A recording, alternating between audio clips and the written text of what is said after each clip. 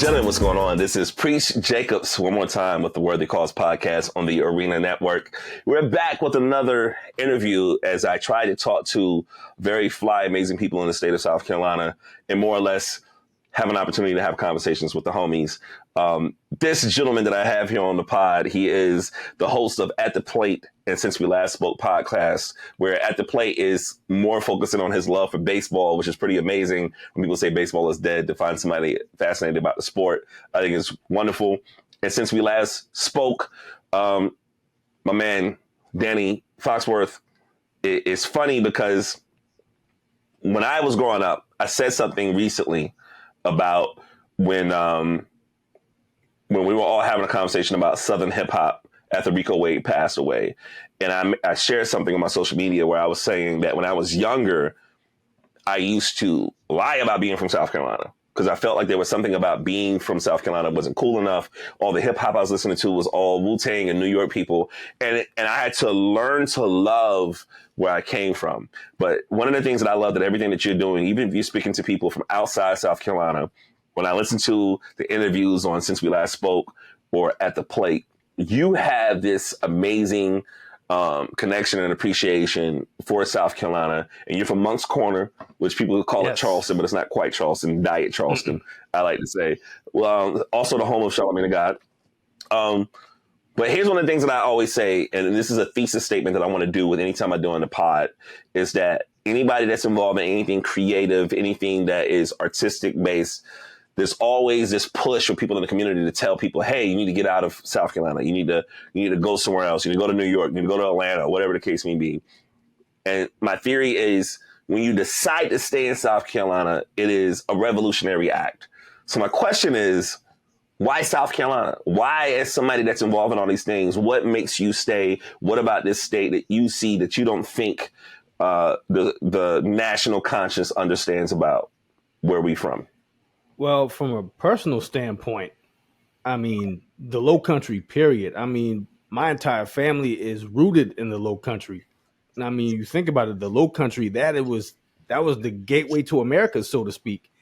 And, you know, I couldn't think of a better place to put my roots down, so to speak. And so no matter where I go, I'm always going to have the Low Country on my back. And I'm always going to take the Low Country with me everywhere I go because I can't say enough great things just from the culture, the people, the food. I mean, it's an experience. I mean, just the whole Gullah Geechee experience is because it's also very unique. You know, people are very drawn to it, and it's almost like a badge of honor. Well, not almost. It is like a badge of honor to say that, you know, I'm part of a culture that people that gravitate towards and they're inquisitive about. And that's the biggest reason why, you know, I'll never leave SC. So when we talk about Geechee culture, as people that's from South Carolina, we know about that. Everybody has like family, Gullah roots, that type of thing. For people that are unaware, how would you Cliff Notes version explaining what Geechee culture is? It's a group that came from West Africa, and the Gullah Geechee corridor is basically from Jacksonville, Florida to Jacksonville, North Carolina. But the term, well, not the terminus, but like the center point of it is Charleston, South Carolina. So you're born and raised in Moncks Corner. Tell me about some of your earliest memories when it comes to arts and culture. Like, what are some of the things from your area that you think sticks out that is uniquely from your community? Oh man, I'm trying to think because I mean it's Moncks Corner is just country as hell. It's super country. Actually, I think the last time we spoke, just talking about like, yeah, my particular neck of the woods is very rural, and how, you know, we were hunter gatherers, so to speak, and some of the means in which we got our food to the table was especially in the summertime, you find some roadkill. And my grandmother, God rest her soul, she was like, if it's warm enough if you touch it and it's warm enough, here's she'd equip me with a plastic bag, like a little plastic Piggly Wiggly bag. And if it's still warm, it feels like it's like the rigor mortis hasn't taken hold yet, put that in the bag, take it to me. So she was like basically gave the final approval as to whether or not it was going to be prepared and put to the table. Like I said, it was like instead of farm to table, it was road to table. That road to table is the most hilarious shit. So my question is, so how did this work? When you were a kid, when you was riding your bike, did you just have like trash bags just in case you saw something on the road, just ready for dinner? Yeah, she would give me the little plastic Piggly Wiggly bag, and I would just ride my bike around the neighborhood. I mean, it wasn't with the intention of finding roadkill. I was mainly going to my friends to go hoop in the summertime, but if there would happen to be roadkill on the way to my friend's house, I was the roadkill scout, so to speak.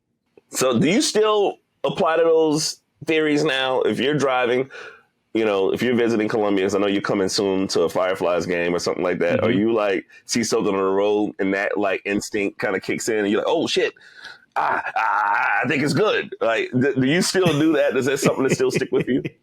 Nah, I think that part is long gone. But every now and then I'll look at something, like I'll look at a deer on the side of 26, and I'm like, man, I wonder if Mama would approve of this me bringing this deer to her house. You ever heard of this book? There's a gentleman named Michael Twitty that I need to get on this podcast. Yes. But Michael Twitty had this book called The Cooking Gene, right? Yes. And I'll be honest with you, he was one of those people that when I first came across him, I was a little disturbed until I heard him speak about what he was doing. Because he was at Williamsburg. And Williamsburg is one of those places where it's like hardcore, old school 1700s type of shit, right? So it's like method acting. It's like anything that's from the 1700s. When you go to the Williamsburg, there's no electricity. Everything has to be prepared the way it was. People dress the way it was in the 1700s. But also, if you were black in Williamsburg, it also meant that you were being what black people were at that time. You were an enslaved person. And so he had a residency in Williamsburg as a chef. And I remember when I first heard about it, it drove me crazy until I heard him talk about it. And he talked about, I'm here dressing the way our ancestors were, showing you how they made this cuisine so I can embrace you with the history. And a lot of times, white folks come over there, they didn't understand that type of process, but also he was honoring the ancestors. And he said, food is really interesting because what's on my plate, I'm telling you who I am, right? I'm this is on my plate. I'm not that, that's on your plate, right? Mm-hmm. And I think that there is something that's really special that when we're talking about community, whether it's politics, whether it's social awareness, whether it's things that happen, I feel like the rural South has always gotten left behind. But the rural South is kind of where you learn your values. Your rural South is where your grandmama lived. Your rural South is where you learn to do these kind of like survival type of things. What is it, as somebody that say that they're from a rural area, what is it that you think there's a beauty in where you come from that maybe people that even in Columbia that are from the city, they don't understand the beauty and importance of? I would have to say, just basically the aspect of living off the land, so to speak. Like we every summer and every winter we'd till a garden. I mean, to this day we still till a garden and just plant our own crops and just harvest what we get and just put it on the table. I think my dad, him and mom actually planted okra in their backyard, and it's starting to grow. And that's one of the things I love most about living out in the country, because you have the space to do that. And there's people, and also it's very community oriented. So where I live, pretty much everybody in the community is related to each other. So even if they may be growing something else, they'll hit you up on the phone like, hey, I got so-and-so, like I got some corn. You want some? I'll come over and get you a couple bags. It's like It's almost like the barter system. They bring us corn, we'll bring them okra, and everybody eats. I'm wondering, and somebody like you, when you're looking at something like baseball, and baseball is really interesting in a few ways, right? Where I think that a lot of younger people aren't into the sport as much anymore, but there's a historical significance to it. Like I'm a huge, Negro League fan. I literally got this Ken Griffey Jr. hat today, and I put it on for you because I know you appreciate it. I appreciate that. I feel like I feel like there's something about baseball and baseball culture that is endearing. I think a lot of times younger people don't really want to buy into it because they don't have the patience for it. But when you talk about the At the Plate podcast, tell us about the significance of that podcast in baseball to you, and is there a connection of the African American athlete that speaks to you that makes you kind of like drawn to baseball culture? Well, I first got introduced to baseball through my grandparents because they lived in the next town over in Somerville, and they had cable because where I lived, where it was so rural, cable wasn't available in our neighborhood. So on weekends in the summertime, I'd go to their house, and it was like appointment viewing. Every night, 7:05, we'd sit in front of that big back Magnavox and we watched the Atlanta Braves on TBS. And they were all right. Okay. Quick interruption. Yeah. Being from South Carolina, the Braves became my team because that was like, TBS and all that shit. That was the games that we saw. How did you end up becoming a Rangers fan? Well, we ended up getting a satellite dish because we got tired. I kid you not, there would be a guy in our community every year that would go door to door with like a big sheet of paper to petition people to like put their signature down. He'd take it to the cable company and like, look, we need cable. And like after 3 years, it was still falling on deaf ears. So my parents were like, hey, let's put our nickels together and we'll get a satellite dish. And I was familiar with Nolan Ryan. And I remember my friend telling me about him, and he showed me his card, and I saw how many career strikeouts he had. And I was like, this is like some mythical shit.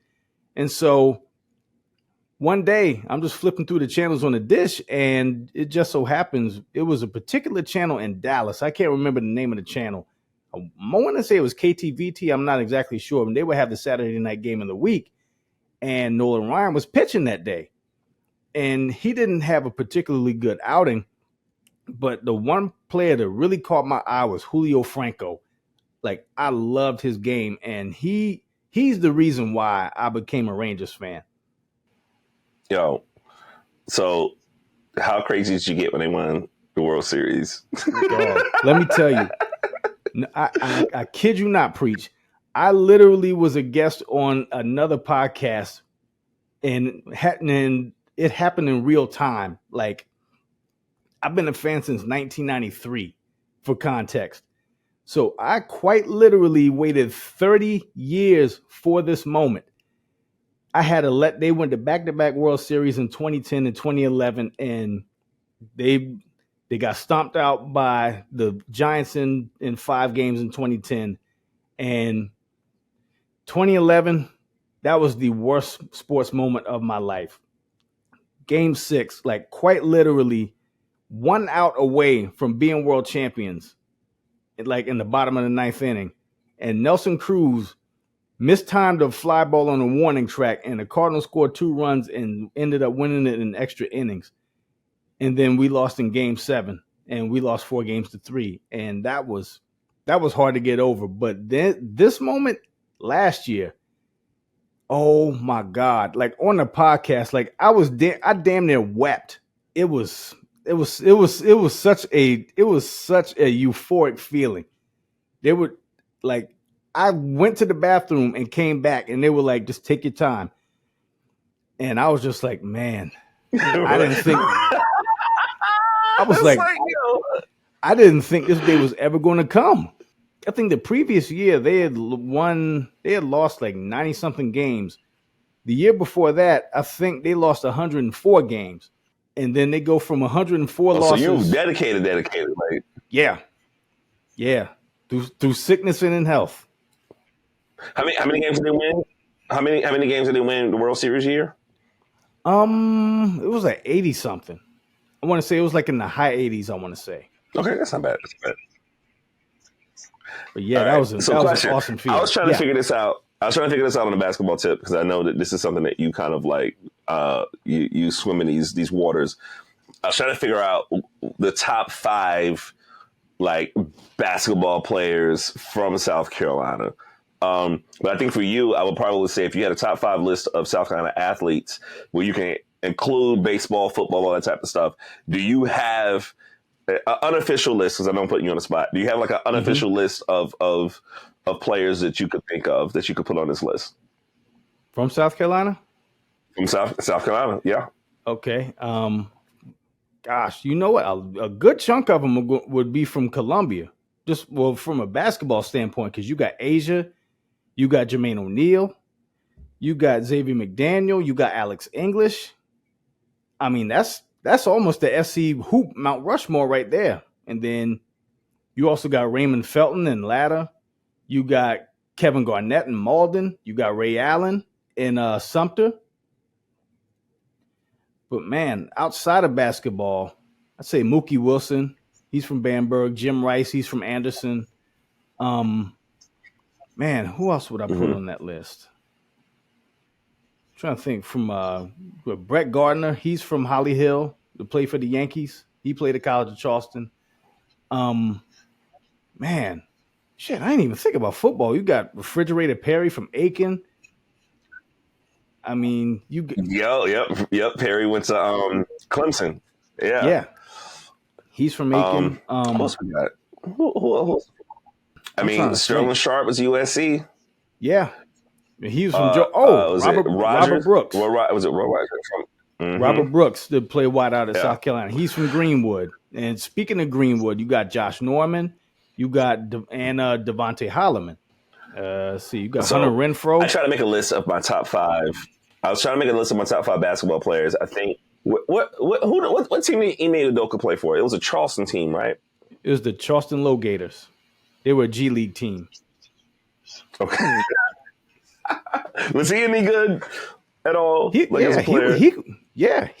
hoop. He was one of my favorite players in the Low Gators. Like I've always had this theory that the players that make the best coaches are the players that weren't great players.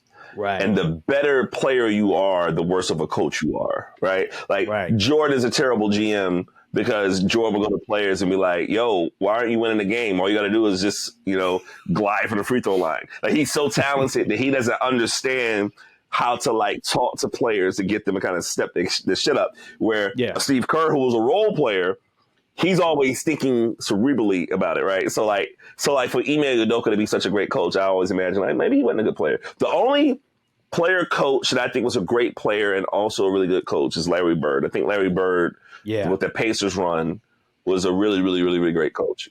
Like Doc Rivers wasn't a great player. I don't know if people think he's a great coach now either, but that's another point. But I was trying to work out a list, top 5 basketball players from South Carolina.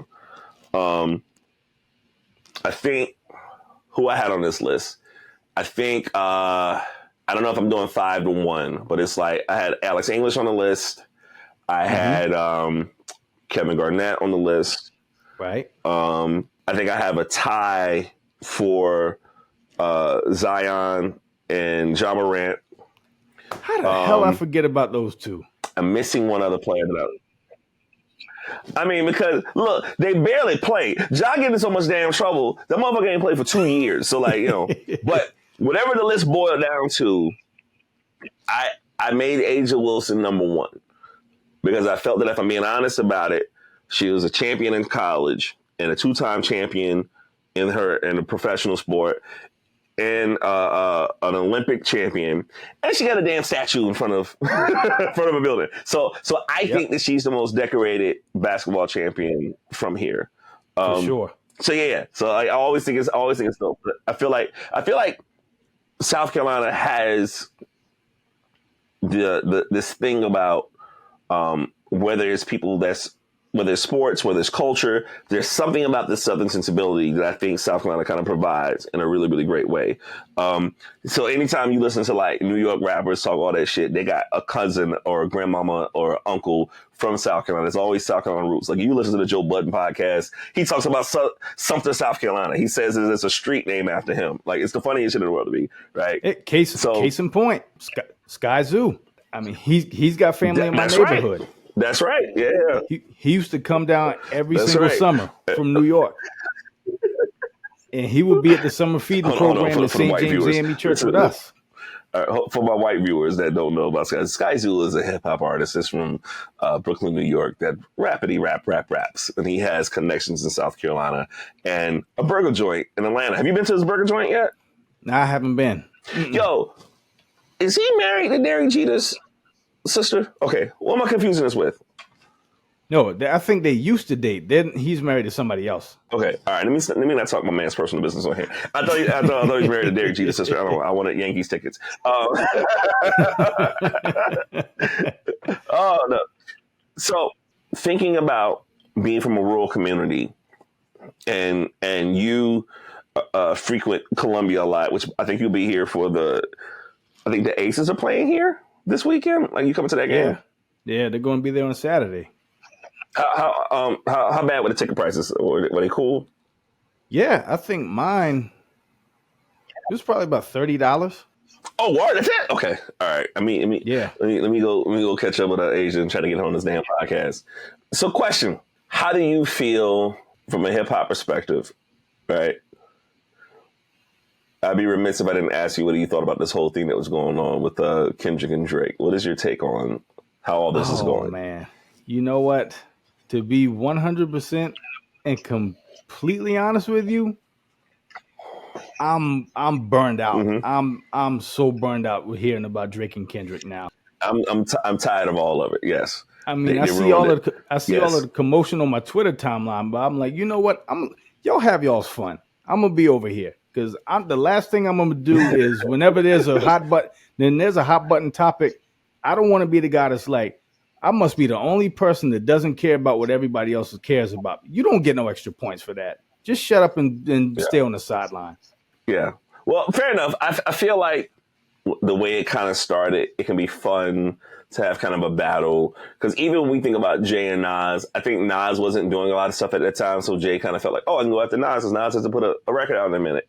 But for two big stars to kind of go when they're active, personally for me, I'm in it for the jokes, right? So as soon as like Drake is talking like, oh, Kendrick, you wear a size 7 shoe, ha ha ha. We're like, ha ha ha. And then as soon as Kendrick is like, I hope you die, I'm kind of I'm done. Right?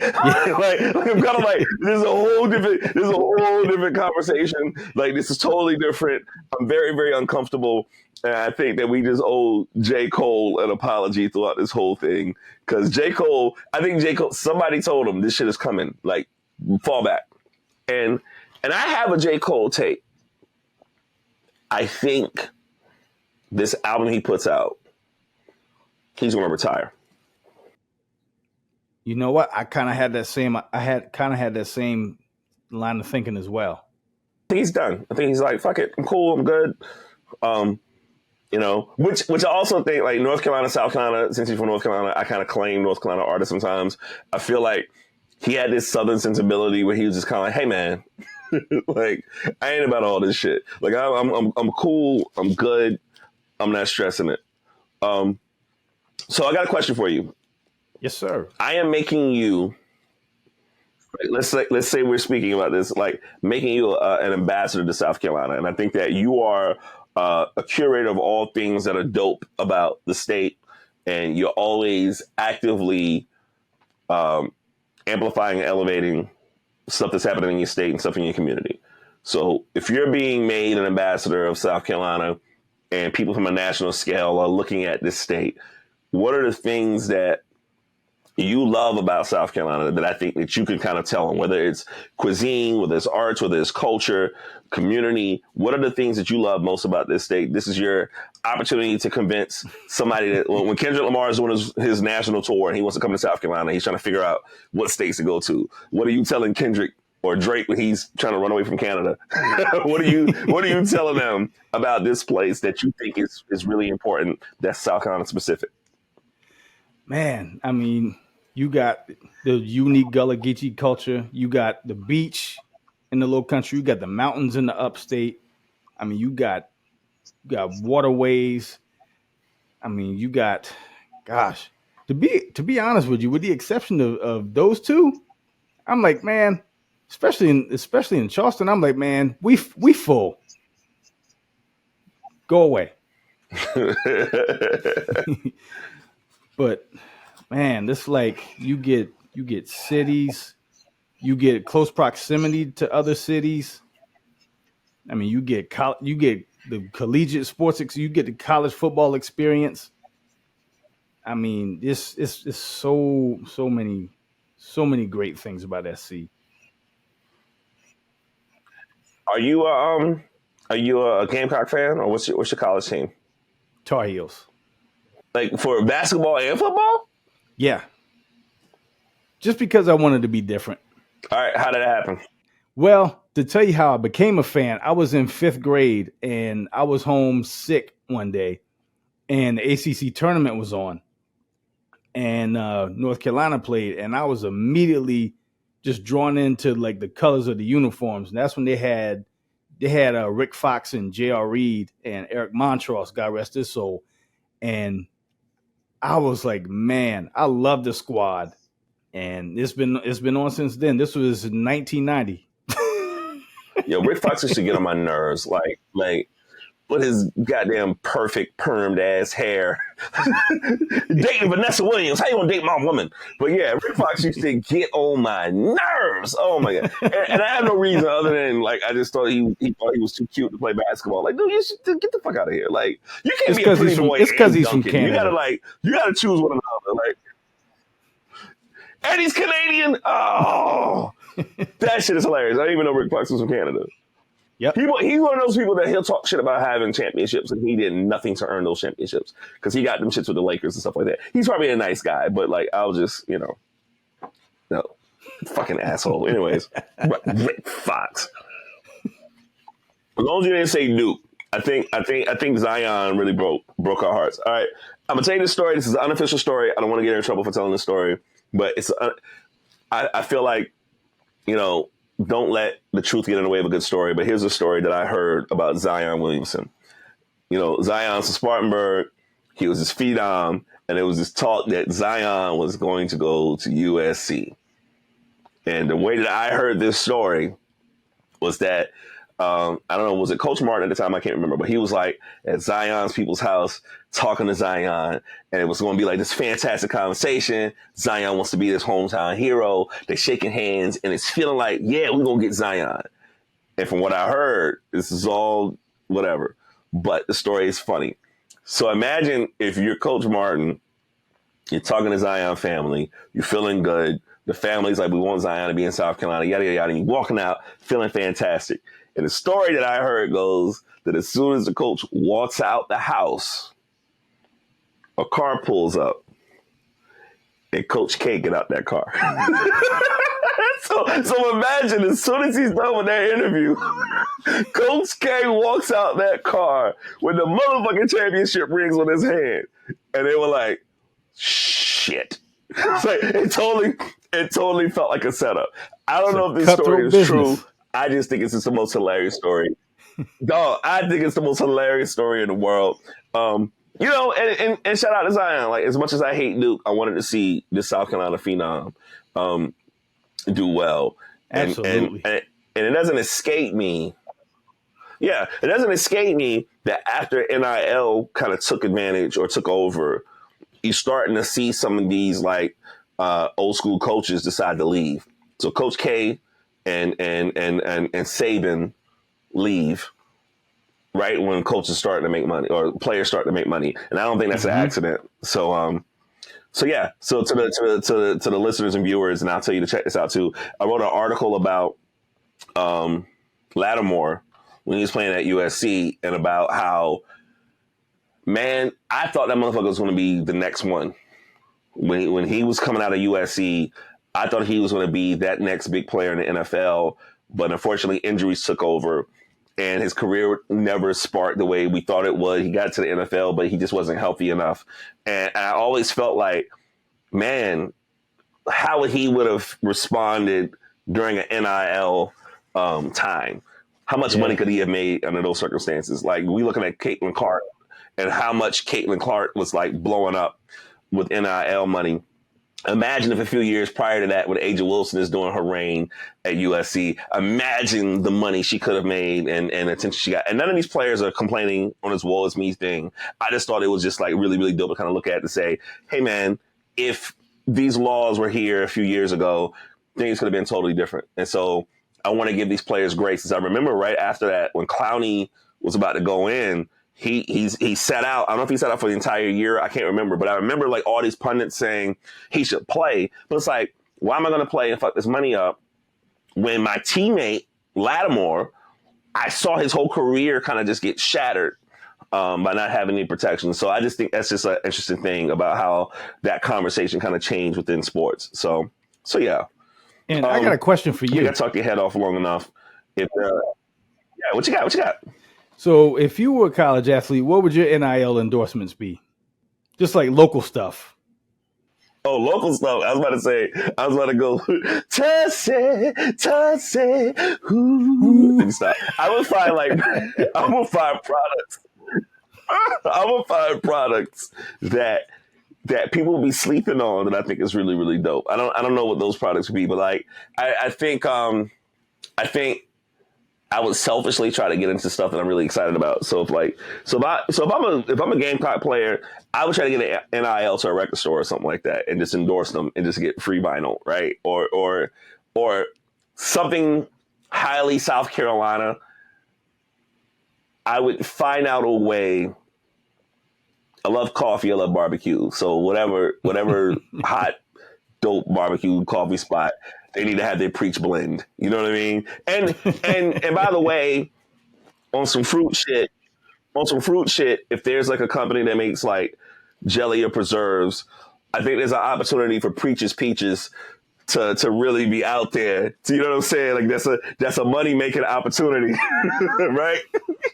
Yo, Preach's Peaches. I mean, I'm just saying. Like, I just think that this is something that just needs to happen, right? So I think if I had an opportunity to figure that shit out, I think those would be things how my brain works. Yeah, like yeah, get me with Smuckers or a local jelly company and have me on some peaches shit. So yeah, Preach's Peaches. Honestly, I need to write that shit down and figure that out. I think I'm leaving some money on the table. We need to figure this stuff out. Oh my gosh. All right. So tell our listeners and our viewers about your podcast, where they can find it, and how often are you doing it?